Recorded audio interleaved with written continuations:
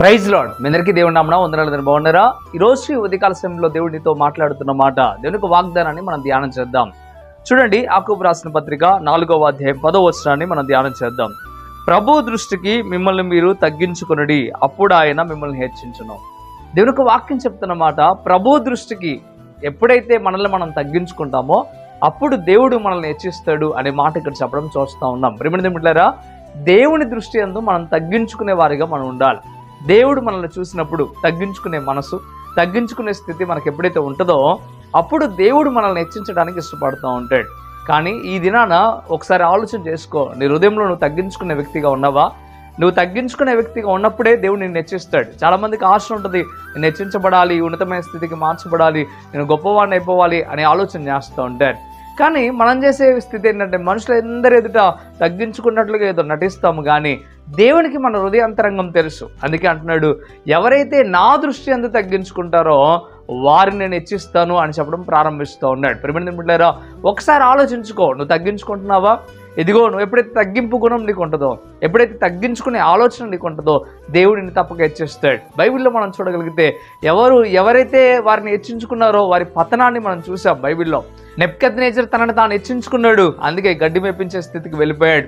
సౌలు మహారాజు తనను తాను హెచ్చించుకున్నాడు, అందుకే దేవుడు తన గద్దెను దించి, అనగా సింహాసనం మీద నుండి దించి ఆయన మామూలు వ్యక్తిగా మరలా చేసేసాడు. కానీ దావీదు తనను తాను తగ్గించుకున్నాడు కనుక దావీదుని తీసుకెళ్లి దేవుడు సింహాసనం మీద కూర్చోబెట్టాడు. ఒక మాట నేను అడుగుతున్నా, నువ్వు తగ్గించుకోగలిగితే, నువ్వు తగ్గింపు గుణం నీలో ఉండినట్లయితే దేవుడు తప్పక నిన్ను ఏదో ఒక దినాన ఏదో ఒక సమయాన్ని నిన్ను హెచ్చిస్తాడు, ఉన్నతమైన స్థితికి నిన్ను మారుస్తాడు. కానీ ఓపిక చేయి, ఎదురు చూడు, తగ్గించుకొని ఉండడానికి సిద్ధపడు. దేవుడు చెప్తున్న మాట, ఈ మాట ప్రకారం నువ్వు బ్రతకగలిగితే దేవుడు నిన్ను ఉన్నతమైన స్థితికి మారుస్తాడు. ప్రియమైనదేమిట్లారా, దేవుని మాట ఎప్పటికీ నిరర్ధకము కాదు. ఒకసారి ఆలోచించండి, తగ్గించుకునే స్థితి నువ్వు కలిగి ఉంటే దేవుడు తప్పక నిన్ను హెచ్చిస్తాడు. ఈ మాటలు నీ జీవితంలో దేవుడు నెరవేర్పు చేయును గాక. ఆమేన్. ప్రార్థన చేద్దాం.